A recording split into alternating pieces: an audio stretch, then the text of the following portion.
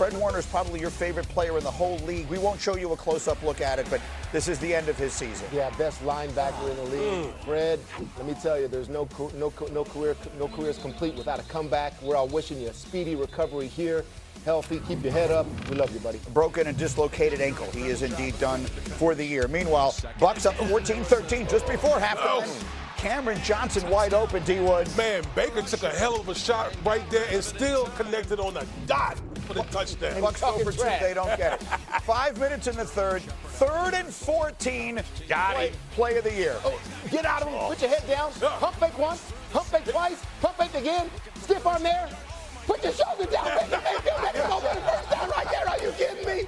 What are we doing out there? Oh, go ahead. Flex on him, Baker. Show it again. Duck it down. Take it, Wood. Wow. Let's go, baby. Pump fake again. Get down. Oh, give him the hizzy. Okay. Get up the field.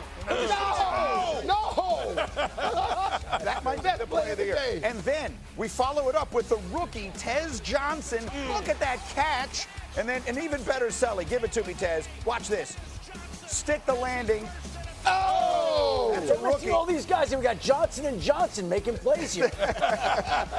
Bucs extend their lead 27-19. They were chanting MVP after the game. Tez thought it was for him. It was for Baker. Hilarious. 49ers going for it now. 4th and 6. Desperation. Mac Jones. Pea-Shooter Jones is back. I'll be honest with you, he actually played a really good game. He did. But when he did it, I'm like, that's my guy, Pea-Shooter Jones. That was a last gasp effort there from the banged-up 49ers. Bucs win. Baker Mayfield has over 1,500 passing yards this season, 12 touchdowns, 1 interception. By the end of the game yesterday, he was missing his top 3 receivers. He's the first quarterback to hit those marks through 6 games since Mahomes did it in his record-setting year of 2020. Mahomes' team won the Super Bowl that year. I almost feel like it's not even saying enough to ask the question, is Baker the MVP of the league right this minute? Yeah, it's not even close. I mean, this guy is playing, it's phenomenal. And the fact, let's face it, at the biggest moments, he's at his best. Yep. I mean, I'll ask Shefty how bad it is. pounds. But already playing without Mike Evans, already playing without Chris Godwin, playing without Bucky Irving. They've got nobody. 2 starting offensive linemen are out. Yep. When other teams get injuries like this, take a look at the list. You hear about how hurt they are, why they can't win. Right. With Baker, he just continues to roll. He is the one guy that has elevated everybody else, that has carried this team with all these players injured. And it is really remarkable. It's the one position that makes up for all of that makes up for all the Number 1 pick with a chip on his shoulder. And so he became an easy target. People want, because when you're the number 1 pick in the draft, now he's on his 4th team. He's become the underdog. He managed to be the first pick in the draft who has managed to become like a scrappy underdog. I feel like the entire league is rooting for him. He may be right now the most entertaining player in the entire league to watch. Absolutely. I mean, the fact that the Tampa Bay Buccaneers are 5-1 with that list of injuries, got to give credit. The guy is the MVP of the league right now. And I know we always talked about how the Packers went from Brett Favre to Aaron Rodgers to Jordan Love. Hey, the Tampa Bay Buccaneers went from Tom Brady to Baker Mayfield. Not on purpose, but they signed him to a 1-year contract to compete with Kyle Trask. All of a sudden, he is the leading candidate for MVP of the league, and suddenly the Buccaneers feel very much like a team that could go a long way. Are they going to get these guys back? I mean, Ibuka now is a hamstring. Evans has a chance to be back this week. Don't think Godwin will be back this week. I don't think Bucky Irving will be back this week. And the Buccaneers play on Monday Night Football, I believe it is, next week against Tampa Bay, against Detroit. the Lions. So that's a great matchup. You can play that 3rd and 14 on a loop for me. I mean, that play. That play. Teddy loved that. Teddy loved that. You got faith in One more quarterback time. on 3rd. One more He made a mistake this morning when he took his wife out for the screensaver and put up Baker Mayfield. I'm sorry, man. Okay, on we go. Let me run the hurry up. So many other games I want to get to from yesterday. Teddy, here's the question. The Colts find a way to win again. They're The defenders down the field. I see them, okay? I just talked about Baker Mayfield as to why. 4th quarter situation, comebacks. This is the schedule that they have here. All right, they beat the Broncos on a leverage call, and it doesn't matter. They won the football game. I understand that. This is a 5-1 football team right now that still has a lot to prove to me, okay? You don't win Super Bowls in week 6. Daniel Jones has a lot to prove to me that he can be a quarterback like a Baker Mayfield, like a Josh Allen, like a Patrick Mahomes.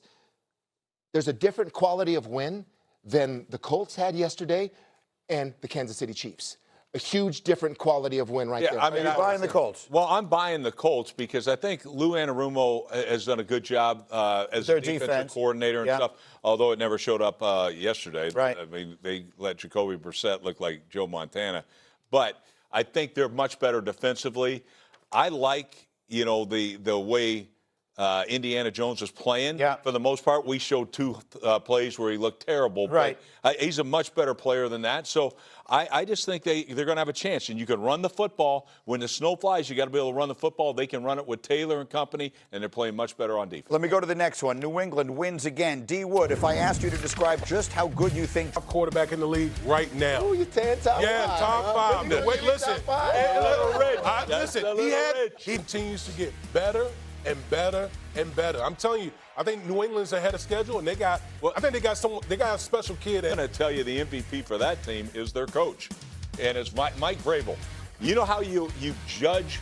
You judge like, hey, we're coming in, we're going to create a culture, and it's hard work, it's discipline, it's all those type of things that are important. But here's how I judge it, being around this game 100 years, all right? I want to see the improvement of players. You want to see what kind of coach it is? How many players on that team have improved? Besides 100% of them. Right. Every single one of those players got better. That is coaching. When you look at other teams that coaches come in, how do they look?